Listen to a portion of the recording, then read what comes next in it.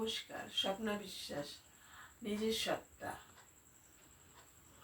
তুমি নিজের সত্তাকে অনুভব করতে গেলে তোমাকে নিজেকে আগে জানতে হবে। অন্তরের গভীরে ঢুকে নিজের মনের ইচ্ছাটাকে খুঁজে বার করতে হবে। না পাওয়া কামনা বাসনাগুলোকে ভুলতে হবে। নতুন করে লক্ষ্যের প্রতি মনস্থির করতে হবে। যখন এইসব কাজ তুমি একাই সংসারের কাজের ভেতরে পারবে, এই কথাটা তোমাকে বিশ্বাস করতে হবে। লক্ষ্যের প্রতি একাগ্র হলে তুমি তোমার সত্তাকে অনুভব করতে পারবে।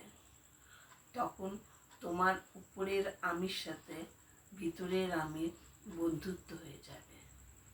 তখন তোমার অন্য কাউকে দরকার লাগবে না, তুমি একাই হ্যাপি থাকতে